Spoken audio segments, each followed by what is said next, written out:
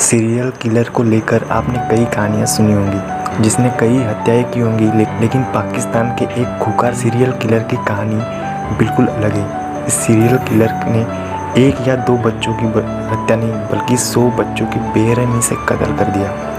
तो सबसे हैरान करने वाली बात यह है कि इस खूंखार किलर ने 100 बच्चों को मारने की कसम खाई थी और कसम खाने की वजह से उसने 100 बच्चों को हत्या कर दी। तो ये कसम उसने क्यों खाई, तो लास्ट तक बने रहिए दोस्तों, आपको पता चल जाएगा। ठीक है, तो बहुत ही इंटरेस्टिंग है और बहुत ही हैरान करने वाली है, तो देखते रहिए वीडियो को।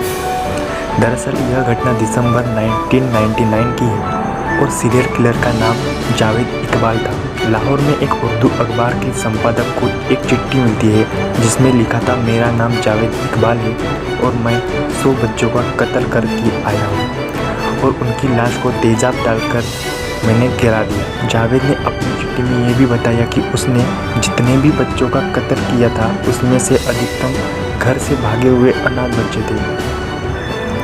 बता दें कि जावेद इकबाल ने अपनी चिट्ठी में उस जगह का जिक्र किया था जहां उसने सारे बच्चों का कत्ल कर दिया था। जावेद ने अपने जुर्म को कबूल करते हुए एक चिट्ठी लाहौर पुलिस को भेज दी थी। ठीक है, तो पुलिस ने जावेद की चिट्ठी को गंभीरता से नहीं लिया और उनको लगा कि बस कोई ऐसा ही होगा, मजाक वगैरह कर रहा होगा। ठीक है, तो लेकिन अखबार के संपादक ने इस बात को गंभीरता से लिया और चिट्ठी को बताए हुए जगह पर अपना एक पत्रकार भेज दिया।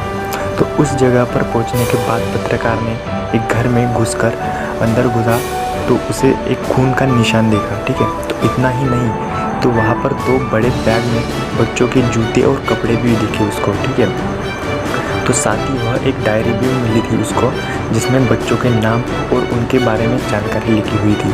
वही घर के बाहर हाइड्रोक्लोरिक एसिड से भरे 2 कंटेनर भी थे जिसमें बच्चों की हड्डियाँ के ढांचे थे। ये सब देखने के बाद पत्रकार तुरंत अपने दफ्तर पहुंचा और संपादक को सारी बात सच्चाई बता दी। ठीक है, तो इसके बाद उन्होंने पुलिस को इसकी सूचना दी।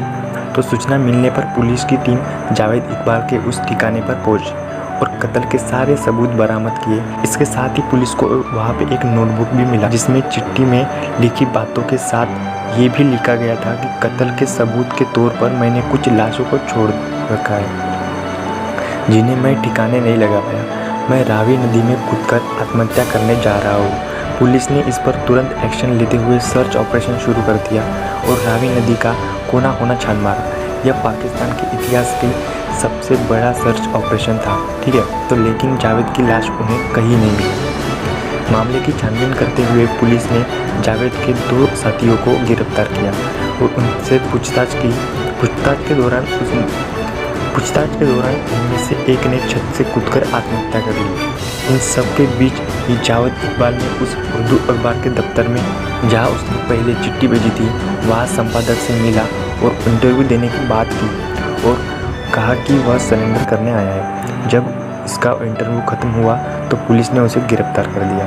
पुलिस ने जब जावेद से बच्चों का कत्ल करने की वजह के बारे में पूछा तो उसने बेहद हैरान करने वाली बात बताई। ठीक है, तो जावेद ने बताया, मेरी उम्र 20 साल थी तब मुझे साजिश के तहत फंसाकर दुष्कर्म के मामले में जेल भेज दिए, जबकि मैंने ऐसा कुछ नहीं किया था।